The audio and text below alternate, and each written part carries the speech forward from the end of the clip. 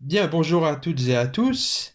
Je m'appelle Vincent Genin, je suis historien, docteur en histoire et je travaille à l'École pratique de hautes études à Paris, à la section des sciences religieuses et à l'Université de Louvain.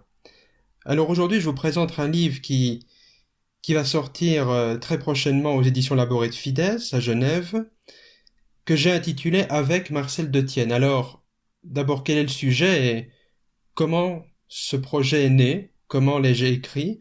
Je pense que ce sont des questions qui expliquent le livre en grande partie. Marcel Detienne, c'est un philologue, un anthropologue de la Grèce ancienne. C'est un spécialiste de l'Antiquité, grand spécialiste de la langue grecque tout d'abord, et qui, au fil du temps, dans les années 50, 60, 70, 80, va devenir un spécialiste mondialement reconnu, traduit dans de nombreuses langues, des mythes grecs, et il va consacrer énormément de travaux, de livres, qui seront tous des classiques pour ainsi dire, dévolus à ce sujet. Alors, ce qui m'a intéressé chez Marcel Detienne, qui est né en 1935 et qui est mort en 2019, donc c'est une carrière qui recouvre environ une cinquantaine d'années, c'est qu'il y a vraiment un phénomène d'évolution du rapport au savoir chez lui, qui, je pense, est extrêmement interpellant et très intéressant. C'est une première chose. Le deuxième élément, c'est son rapport à la discipline dans les sciences humaines et sociales.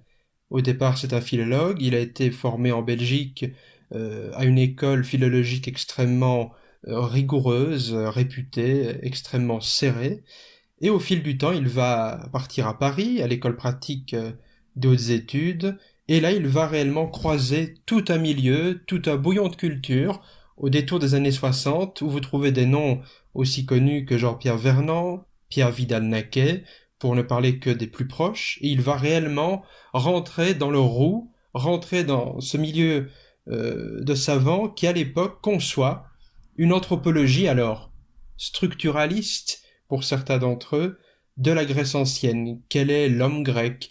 Quelle est la manière de penser certaines notions, comme la ruse? Ce sera un livre qu'il va consacrer ainsi, avec Jean-Pierre Vernant, à la métisse chez les Grecs. La ruse intelligente.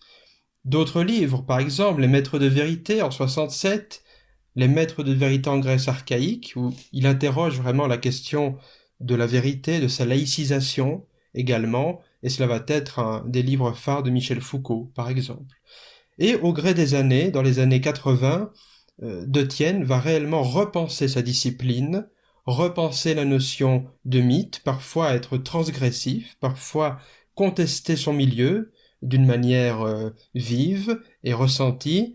Il va partir aux États-Unis, terminer sa carrière, tout en restant à Paris. Et au fond, ce que j'ai voulu interroger, c'est comment il est symptomatique de l'évolution des sciences sociales en Europe, mais aussi aux États-Unis, des années 50 aux années 90, 2000, qui correspondent à la fin de sa carrière. C'est aussi l'histoire d'une écriture. Michel de Certeau a analysé cette écriture de conteur, et non pas forcément de scientifique, de Marcel Detienne, qui fait que ses travaux sont parfois hermétiques, mais parlent aussi par certaines étincelles à un public extrêmement large. Voilà.